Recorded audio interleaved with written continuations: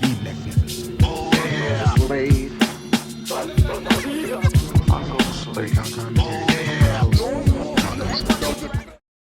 NXT does it again. Another week, another really good episode of NXT where dun dun dun dun stuff happened. Things happened. Exciting things are happening. So it's working out. We start NXT with Baron Corbin intimidating people backstage. I think it was Tank and Hank and a bunch of other people that he was staring down because, you know, he's big and bald and doing big bald things. Then Baron Corbin comes out and he cuts a promo that I think is one of the better promos that he's ever cut. And he completely ignored the audience as they're chanting, they're chanting at him. He completely ignores them and starts talking about NXT and all the quality of the talent that's been coming up and how they spend all their time on their phones. And, how these guys are walking around with a chip on their shoulder with guaranteed contracts, and how he's one of the OGs who took this place from FCW to selling out Barclays, and all these people are benefiting off the house that he built. He said he had nothing to do with the last draft class, but he will be influencing the next. Then he said that everybody in NXT is soft and weak, and most of all, they're not nearly as good as they think they are. And I was like, I love this curmudgeon character that he's doing. Being angry at the kids for, being on the phones and all that stuff. It's great. Like, I thought it was fun when Fandango was doing it on Impact. I think it's fun here. I think Fandango is a little bit funnier. He's leaning more towards comedy, while Baron Corbin almost leans more into like that he really believes this. But I loved it. I thought it was great. The next step was equally as interesting. Ilya Dragunov comes out, the tiny Russian who, much like I was talking about when I mentioned Raw, he actually, you forget that Ilya is so small once he really gets started. But he starts talking about he's not soft, he's not weak, and he came to look Baron Corbin in the eye and tell him that. Says that you come here, you think you want a title match? No. How about you fight me tonight? They kind of go back and forth, and then they end up agreeing to the match before Baron Corbin walks away. Dragunov walks away. At that point, Trick Williams attached Baron Corbin from behind, clotheslined him over the top rope. They get into a little bit of a separation, and everything's looking like it's going to start off with a bang here. I'm like, okay. I just started feeling the idea of Corbin starting a fight with Dragunov, and of course we have an argument, and it leads immediately to a match. So we don't get that, actually. What happens is we get Bron Breakker backstage, and Ilya Dragunov is all folded up on the floor, and Bron is yelling at him about Dragunov, thinking that he's tough. Like, oh, you're the toughest, huh? You're the most intense, huh? You're not the guy. Who do you think you are? So they switch Baron Corbin's opponent to Trick Williams. So Baron Corbin and Trick Williams is the third match on the show. This is at this point, Baron Corbin is wrestling in like shorts and a cut-off t-shirt. He looks like a bum, if we're being honest. He just not as bummy as, the stained white shirt. That was real bum stuff. This is like he was going to the gym and he's trying to be incognito. Like it just looks like he'd be over on the Stairmaster or something like that, or with the little weights, and he don't want to be seen. I don't know how I feel about that, but his theme song is absolutely terrible, especially considering his character is no longer rich, funny hat Baron Corbin. Trick Williams did the best he could in this match, but ended up being a solid win for Baron Corbin. It was fine.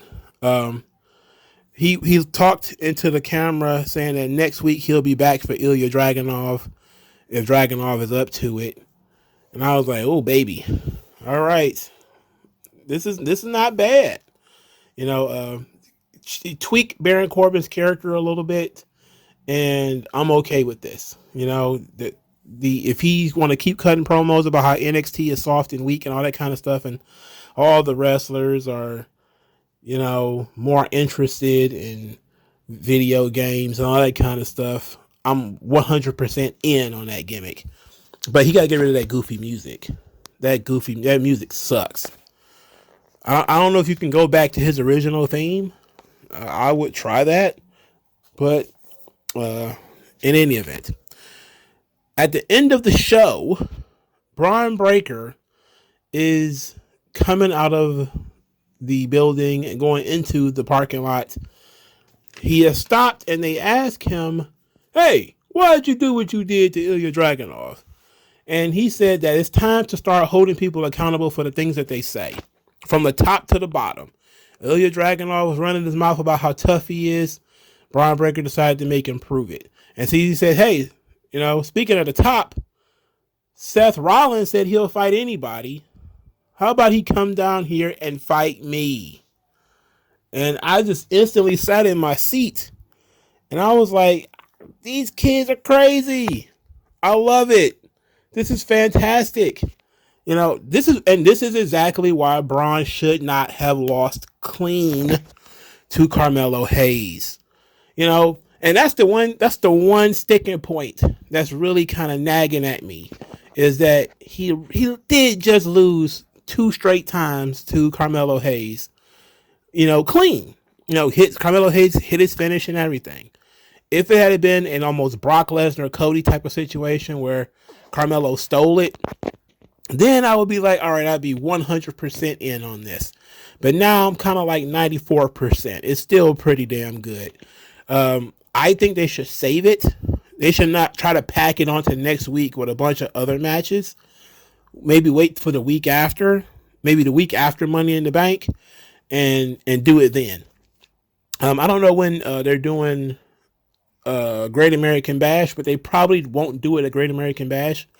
But I love the idea of Bron Breakker just calling a shot, saying, look, hey, I'm going to start holding people accountable for the things that they say. You run your mouth on this TV, let's see what's up. I like that as a gimmick. That's a good character, especially for a heel. Babyfaces come out there talking about how tough they are, how good they are, and Bron Breakker comes out there and shuts them down. I like it. Seth Rollins running his mouth, talking about being a fighting champion. He want to be a workhorse. Okay, let's do it. So I'm with this. I just want to know when it's going to happen. I think Seth will, end up accepting the challenge. I don't think you could do this with anybody. This is definitely something you got to do with Bron Breakker. And it won't really hurt Bron to lose at all, but it will pop a rating for NXT. In any event, this thing is cooking, right? This is really good stuff. See, this is what I mean, man. Creativity, thinking outside the box, leaving us with questions that, okay, now we see that this match might happen, but when will it happen? Is Seth Rollins going to respond? How will he respond? Well, or maybe he should have just tweeted, hey, maybe I should come to NXT. And he's like, no, he could have. This is actually better than if he would have popped up unannounced, because now we are expecting Seth Rollins to show up. And I hope he doesn't say anything on Twitter. I'm not even going to look to see if he said anything on Twitter, which he probably did. I want him to address it on Raw.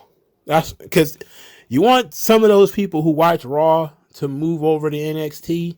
Show the clip of Bron Breakker challenging Seth Rollins on Raw, and then have Seth Rollins say, I'm going to show up on NXT. And let's see if you have to say the same thing to my face. And then we still don't do the match. We just have Seth Rollins come in the building. That's enough. That's all you really need right there in order to get people to pay attention. They have the stare off. Maybe even they fight a little bit. And they make the match maybe for the next week or something like that. That's good. A mini feud, that hits a good number. You get Bron Breakker mixing in with a top guy. It works. I like that. That's what they should do. Something tells me, though, it's going to be Seth Rollins, oh, I agree, via Twitter. And then they have the match next week. It's 15 minutes. And then everybody's talking about how great that was when you could have dragged this out a little bit. But there's a lot of potential here. I really like this. All right, the Women's Battle Royal had plenty of build-up. I mean, they did simple things with the Women's Battle Royal. You had Thea Hale She has been going to extra trainings with Drew Gulak and Charlie Dempsey. She's been doing a really good job with her character too. Like she came out of the building all, in pain, but she was amped up at the same time, trying to prove that she's tougher than she really is. As Duke Hudson is like, "What are you doing? You hate these guys." And she was like, "No, they're showing me how to crunch people." They're showing me how to crunch people. That makes me think of that stupid gimmick that Larry Zbyszko had in WCW when they called him the Cruncher. Larry the Cruncher Zbyszko, when he was in on the Dangerous Alliance. Oh my God, the Cruncher. That sounds like somebody who doesn't know shit about wrestling to come up with the Cruncher as a gimmick. Anyway, so she was learning submission holds from Drew Gulak and Charlie Dempsey. So now she's super ready for the Battle Royal. And she asked if Duke Hudson believed in her. And he said he did. So that was nice. I like that. All right. We get Dana Brooke. She made an appearance. I believe I mentioned that Dana Brooke should probably pop up on NXT. She said that she heard that NXT was the land of opportunities. And so she came to see, what was up and to join the Battle Royal. I was instantaneously like, oh, interesting. That's very interesting. Tiffany Stratton cut a promo saying that she already made the title the most desirable title in all of WWE. So she's not surprised at all that Dana Brooke would come from Monday Night Raw / free agency / who the hell knows, because nobody knows for sure what the status of Dana Brooke is. She's barely employed. But she said that everybody was jealous of her. And when asked who she would prefer to wrestle, she actually said Lyra Valkyria. This was the first time a heel actually gave a response to who they actually want to have a match with or who they think is going to win the Battle Royal. Backstage, Fallon Henley is being hyped up by Briggs and Brooks. And that was pretty much it. They kind of just wanted to hype her up a little bit. Gigi Dolan is on the phone with her brother and saying, "Oh yeah, I know I had the cage match last week, but I'm okay to do the Battle Royal this week." At that point, Kiana James showed up. I don't know. She just stepped from the ether. Said that she's giving her brother unrealistic thoughts that she's not going to win the Battle Royal. They got into an argument which led to Gigi telling Kiana James that she would rather have her screwed up life than be stuck up elitist like Kiana James. So they did a lot of build for different angles in this match. And the main event of the show, the last match, was the Women's Battle Royal, number one contender for the women's title. Now, because they didn't feature any one person, it was literally a toss-up. You see all of these different people come out. Cora Jade's there. JC Jane is there. She didn't get a promo or anything that night. Lola Vice was in this. Valerie Lareda, the former Bellator fighter. I'm surprised she's not on TV more than she should. And I think she's been working house shows for months. How is she not TV ready yet? I don't know. Jakara Jackson and Lash Legend, they were in this. There was a couple of other women I didn't even recognize in here. There's quite a few luminaries in this thing. So some of the interesting bits is that Gigi Dolan was eliminated by Kiana James. She wasn't even focused on, which is very unfortunate because you think Gigi Dolan was one of the top women in the division, and she didn't get a lot of attention in this at all. As a matter of fact, I don't think she even got an entrance. So I don't know, it's this push and pull thing with her where they put her over, but then they pull her back. They put her over, pull her back. I don't know. Lash Legend did a press slam on Thea Hill on the metal steps, which was a big oof. And this was a good spot because I don't think Thea Hill did anything after this. Like, she ate those steps and then was down for a long time. Blair Davenport and I think it was Fallon Henley, they eliminated Roxanne Perez. Blair Davenport wasn't even in the match. She just interfered because that's what she does. Cora Jade eliminated Lyra Valkyria. They have been feuding, so that makes sense. Cora Jade also eliminated somebody else. I'm trying to remember who it was. It doesn't matter anyway. Fallon Henley eliminated Kiana James because that's, they've been feuding for a while. So the final four theoretically was Dana Brooke, Cora Jade, Fallon Henley, Kiana James. And I was like, okay, everybody is leaning towards it being Dana Brooke. I was not going to be salty if it was Dana Brooke because I'm like, okay, it makes sense. She is, what Tiffany Stratton would have been. Like, they have a similar moveset. They're both very well built. They're both sort of gymnasts. I think Dana Brooke was a bodybuilder before she was a wrestler, while Tiffany Stratton was a gymnast. But they both do like the handspring elbows and stuff like that. There's familiarity there. Both buff blondes. I could see it working on that level. So, and plus she's from the main roster. I figure they might want to give her the rub. I don't know. But it ended up being Cora and Dana as the final two before Thea Hale got back into the ring. Cora and Dana are, wrestling near the ropes, and Thea Hale dumps both of them out. So the underdog, Thea Hale, wins the match, and there's a huge celebration. There's people in the ring holding her up. It was excellent. Great scene, great moment, great choice. Thea Hale has done nothing but lose since she's been on NXT. I don't even know if she has a finishing move. But since they've been doing this training thing, you can see that, okay, she might have learned some things. She's gaining in confidence. So it went from the story from her being a jobber with bad grappling skills to now she's taking extra courses to learn how to grapple, to better her game. And you see, like, this is part of it. She's starting to feel a little bit more confident.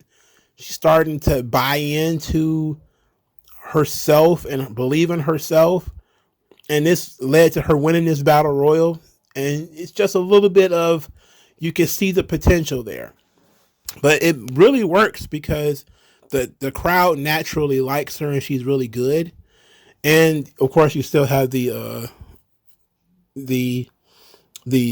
Chase U stuff going on, which is great. So Thea Hale is really blossoming. Thea Hale versus Tiffany Stratton should be very good.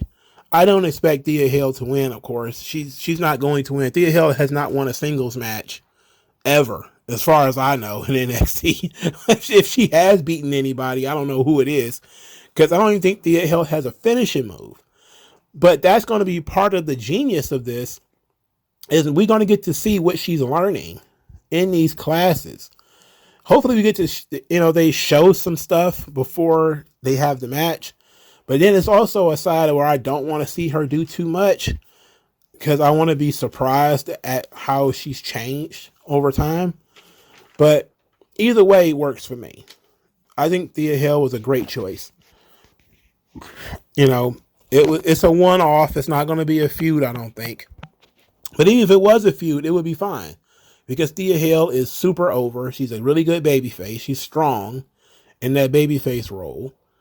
And Tiffany Stratton needs that right now. Everybody's kind of leaning more towards Tiffany Stratton as a babyface.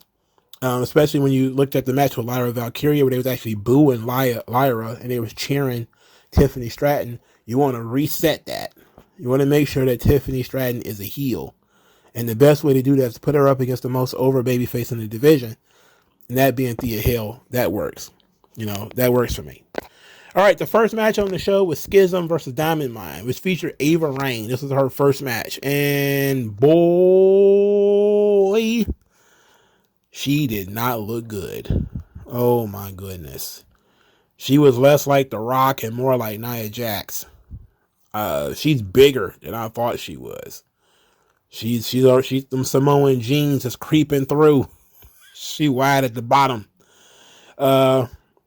The Creeds and Ivy Nile, they're tremendous. Just incredibly athletic. I don't understand why Ivy Nile is a jobber. I just don't get it. I don't know why she always loses. Anyway, Ava Raine headbutted Ivy Nile while wearing a plastic mask and ended up getting the pin. Ava Raine definitely needs some work. She definitely needs work. that stretch that she had with Ivy Nile, especially I think near the middle end of the match, was not really good. Not really good. But she's been training for a while, but it's too early to write her off. I could just say that she didn't look comfortable. Maybe it's a lot of pressure and she's not sure how to handle it, but I wasn't feeling this. No. She got to get it together. She got to tighten up, all right? I think the best way to help people is to tell the truth. She got to tighten up. She didn't look good tonight. So that wasn't it for Schism, however. Joe Gacy ended up wrestling Mustafa Ali. This match was okay. Now, before the match, Mustafa Ali cut a promo saying that he's now the one with the pencil. He one who gets to write the story. And he's come to NXT to become a champion. Wesley is excited that he's here, but Ali cut him off saying, look, just don't offer me a title shot. I want to earn it. And he says, if you are still champion, which Wesley's like, what do you mean by that? We'll see about that in a minute. So Mustafa Ali and Joe Gacy, Mustafa Ali actually wins a match via 450 splash. Afterwards, the Dyad jumped Mustafa Ali, Tyler Bates, Wesley came in to help. So it's a Schism versus this makeshift 6-man tag or whatever. And this leads us to the backstage segment where Ali thanked the two of them for their help and then instigated a match between the two of them, saying, yes, the spirit of competition. We all want to be a champion. We all want to be leaders, right? I think you two guys should have a match. And they didn't say when, but they said that they should have a match at some point after the 6-man tag, which will be next week. They also mentioned that Mustafa Ali has a Money in the Bank qualifier on Friday, I think it is, or is it Monday? It's one of the two. I'm guessing that Joe Gacy and his team are about to break this up and actually cost him that match.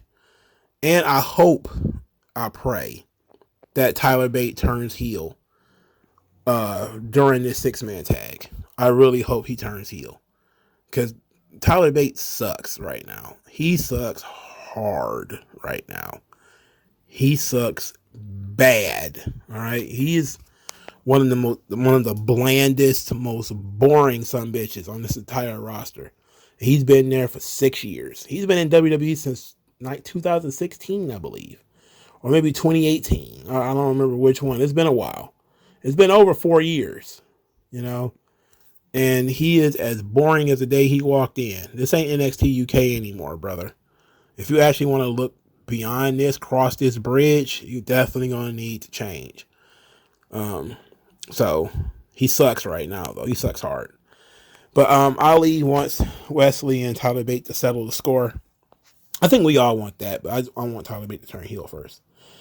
Joe Gacy threw a fit backstage, saying he needs to reflect because he's the one that's been losing, while the Dyad has shown the world what the Schism could be.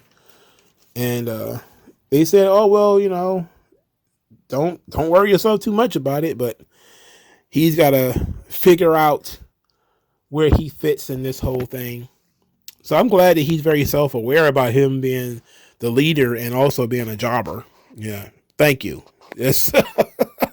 If only everybody had the good sense of Joe Gacy, we probably wouldn't have had the LWO losing every week. Okay. Next, Stacks and Tony D'Angelo. Tony D was in the oranges. He was in a jail jumpsuit talking about how much of a blast he's having in jail. They're making him pancakes and delivering him a newspaper and squeezing his orange juice. Being the boss has its privileges. So he asked Stacks, hey, what do you got on our case here? So Stacks starts running off all of these guys he thinks that it could be. He thinks it's Gallus because they were making fun of them. And they was trying to dodge the tag team championship match. Then he said, it could be the Legatos. I'm like, the Legatos? I guess. So Tony D'Angelo said, nope, go with your gut. If you think it's the Gallus, then it's Gallus. And then he said, well, what do you want me to do? It's 3-on-1. And Tony D'Angelo said, you're the underboss. You got to figure it out. Like, shit. I can't tell you how to do everything. You want me to tie your shoes for you too? I like this. I like the dramatic feel of it. Yes, it's over the top, and there's gonna be people like, why is there a camera there? Why is there a camera there? Like, come on. This is pro wrestling, man. They got cameras everywhere. Like, so we gotta expect that there's gonna be and plus if you were in jail, there would be a camera there anyway, because they had to watch you. But Tony D'Angelo in the jumpsuit, nice touch. You know, if he comes out like nails, that'd be great. You know, I wish that this whole thing worked in like a interesting universe. If they did something with the Rey Mysterio, Dominic Mysterio story, for instance, like Tony D'Angelo's been in jail all this time. Since it's a fictional jail in a fictional place, we don't know where he's going to jail at for real. He could have went to the same jail that Dominic Mysterio went to. So maybe he could just be talking about, yeah, I mean, he's having problems with Dominic's boys. You know, that Dominic Mysterio, his boys in here acting up, you know, or whatever. Just to add a little bit of credence to Dominic's character. And maybe you have Dominic make an appearance on NXT, or he can make a threat like he's going to have Tony D shanked in jail or something like that. That could be really fun stuff that you could do if you have an interconnected universe of just like WWE, they send people to the local medical facility. You know, like they're going to the local penal colony or whatever. Who knows, man? But that would be fun. You know, I would do something like that. I would have had Tony D'Angelo say, hey, Dominic Mysterio's boys are being a little bit of a headache right now. But that would have been it. Just kind of like a little play on it. Another little soap opera thing that they did was Robert Stone and Von Wagner. They're trying to get Von Wagner some therapy. So they actually show flashbacks of Von Wagner cussing out and choking up therapists and refusing to participate in therapy after he saw somebody come out crying and said that's not going to be him. So he decided he was going to leave. He's going to say goodbye. I say adieu. And then he sees the hot blonde therapist and he's like, wait a minute. Maybe I need to rethink this. So then he tells Robert Stone to stay there and he's going to go in there and have the conversation with the therapist. So we got this guy sitting in the therapy office and you got flashbacks. I know there's going to be people who are going to complain about that. Like, why are you doing that? But bruh, this stuff was funny. This was the best stuff that Von Wagner's been a part of in a long time. Him telling the dude to go fuck himself, that ruled. All right. That was great. I don't know what else to tell you. That was great. All right. So Danny Palmer versus Blair Davenport.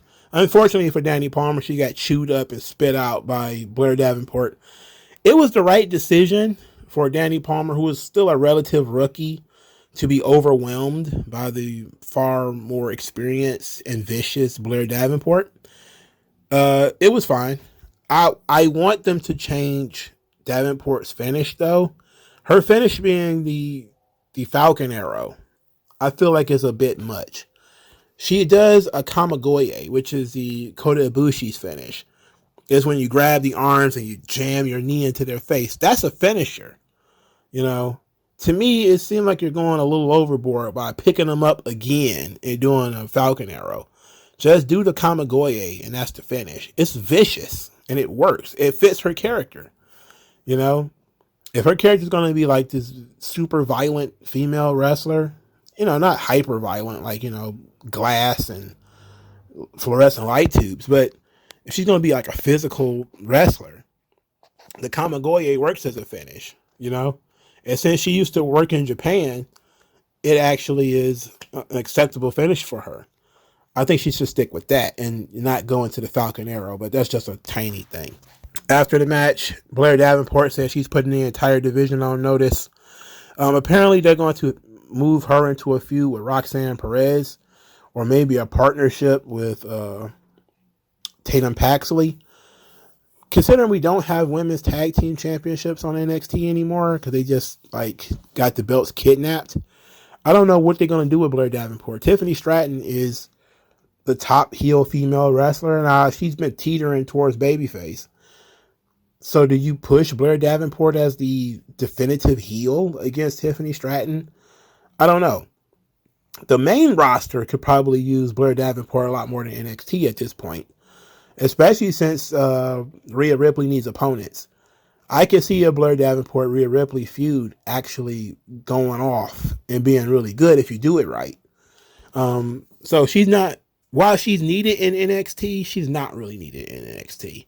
They have so much talent in NXT that's not being used that you probably could sneak Blair Davenport onto Raw and you'll be fine. But then again, they have a lot of people on Raw that they don't use. So Blair's probably better off in NXT, but we know that it's just a matter of time before she's like a champion somewhere on this roster. As long as she can stay healthy. It won't be too long. Nathan Fraser did a hard-hitting home truth segment that featured Dragon Lee. And this was the only time on NXT where I was like sitting back wondering, why is this happening? I know I'm being really, really, really critical of their treatment of Dragon Lee, but him doing a comedy segment with Nathan Fraser where he has the top 5 names for Noam Dar's group and they all goofy names. I understand they're trying to show his personality, which is good. And I always say, show your personality. But him being a sidekick to Nathan Fraser, I don't like that. If he was doing something on his own, okay. I still wouldn't like it because it's too comedic. And I don't think it fits his character. But him being like a tag along with Nathan Fraser, I really don't like. This segment just seems like it was an attempt to have Dragon Lee have the baptism by fire, where he does a little bit of a silly skit, and Nathan Fraser challenges Noam Dar for a Heritage Cup Championship match next week.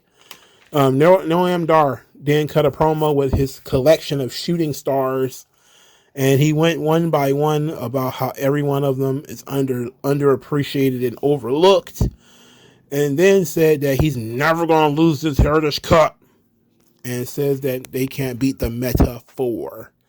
Now, I didn't know what he was trying to say when he called it the metaphor, and then I broke it down like not metaphor as in, the literary device, but the metaphor.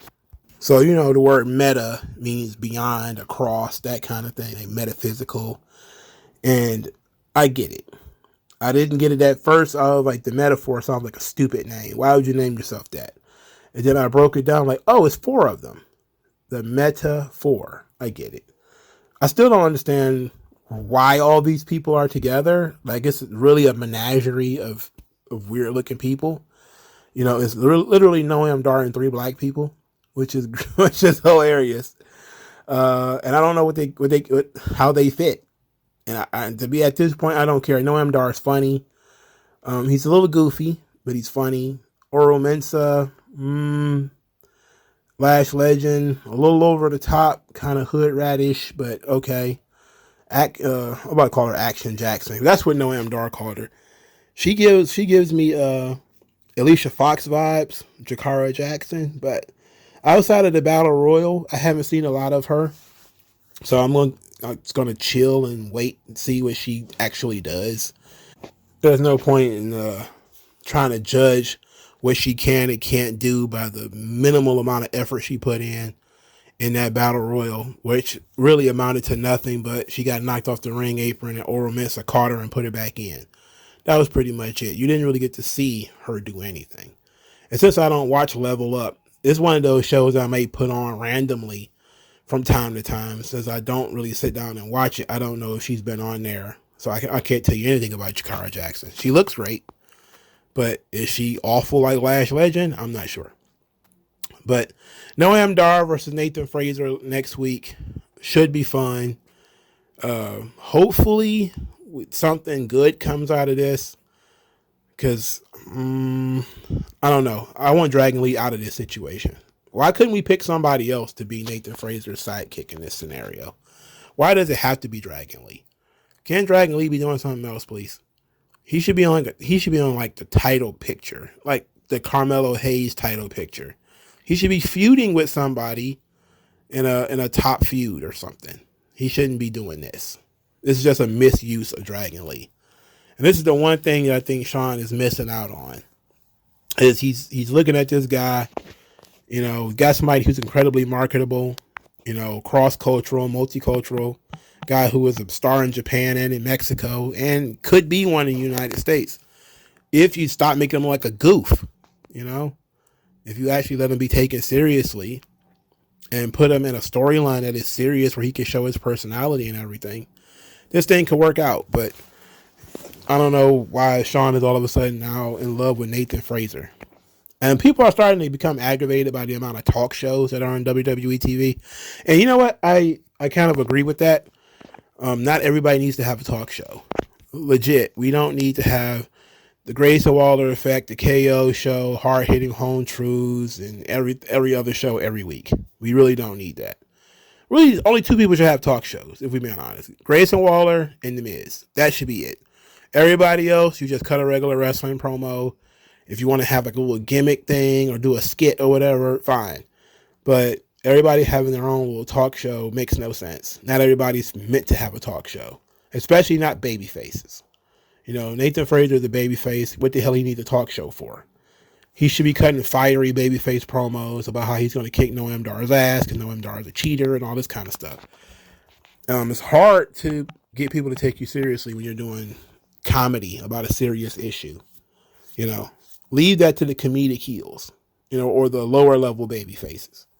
If you're going to be a talk show host, you should be Roddy Piper. You should be an antagonist. If you're not being an antagonist, I don't know. I don't like this for Dragon Lee. I don't like it. Moving on. Damon Kemp wrestled Eddie Thorpe. Eddie Thorpe won with a German suplex, but Damon Kemp's foot was on the ropes. The referee did not see it. So I guess they got to run this back. I'm not. Look.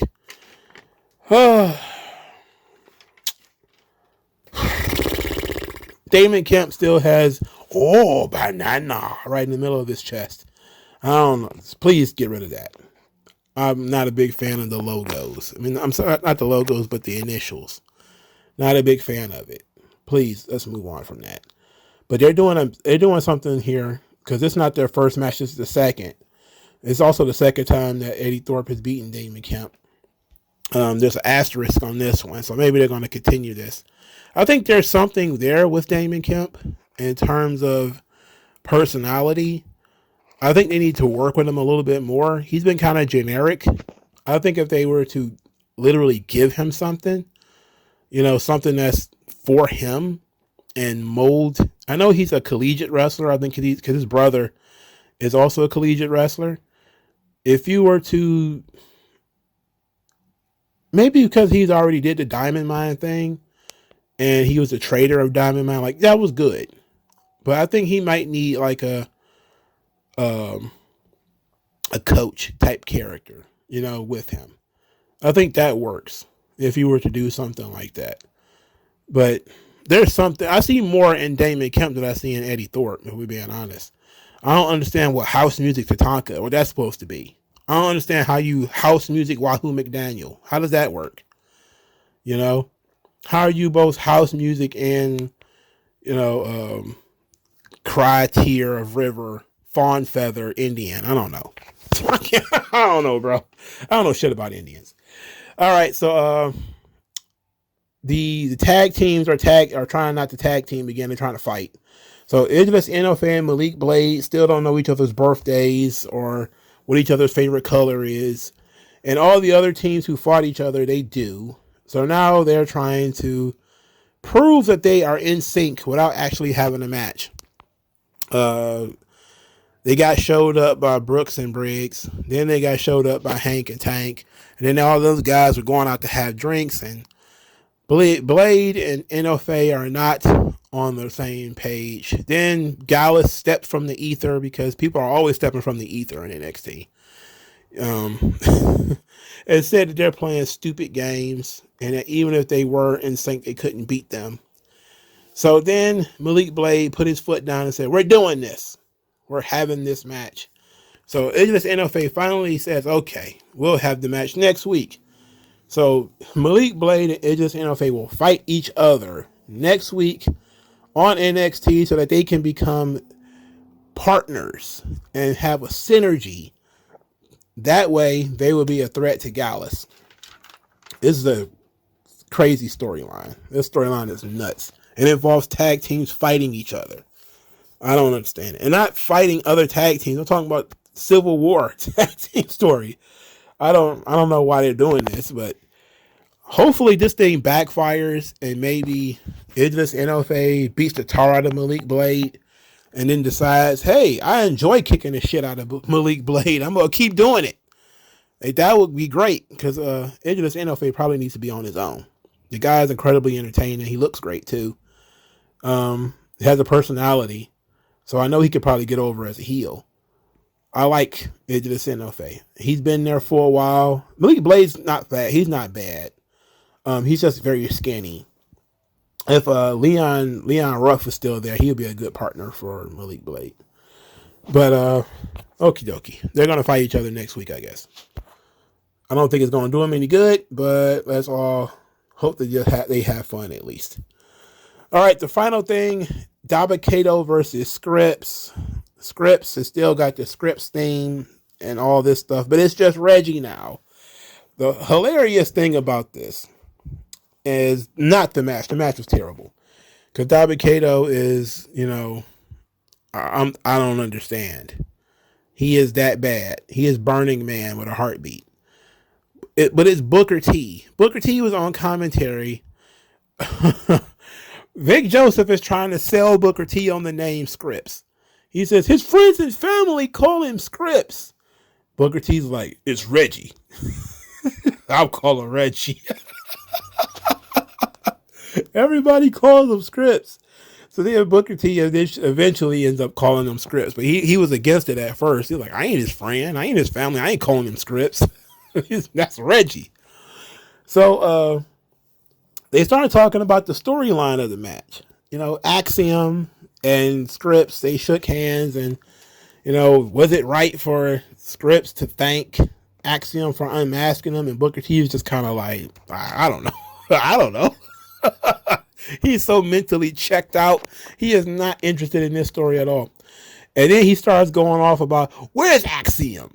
He minding his own business. And this is like mere seconds before Axiom actually does show up. And for some reason, the referee doesn't disqualify Scripps because Axiom kept jumping in and out of the ring and distracting Dabba-Kato. And then they did the old perched beneath the feet thing, and Dabba-Kato fell over. And all Scripps did was like apply a little bit of pressure. It was a roll up. So Dabba-Kato, who they've been booking as an absolute monster for like 2 weeks. Remember he beat Apollo Crews damn near to death in a match not too long ago? Well, he just lost to Reggie. This crazy stuff where we're not sure whether we're pushing a guy or not seems goofy to me. Like, if you're going to push Dabba-Kato as being a top guy or a guy that's a killer, why is he losing to Reggie? I don't know. Clearly the feud is a 2-on-1 situation. Okay, I don't even understand why the babyface has got to have the numeric advantage. I guess because the heel has a size advantage. You could have built it up more and gave Reggie a clean win. Then this would have been a little bit more impactful. But Sean is dropping the ball on Dabba-Kato. He's too big. He's a big guy, so he has to look like shit. Same thing with Damon Kemp. Bigger dude, got to look stupid. I don't get it. Don't get it. But NXT, for the most part, was a really fun show. There's a lot to be excited about. There's some real stuff going on down there in Orlando. But what do you guys think? Like, share, subscribe. I'll talk to you guys later. Peace out.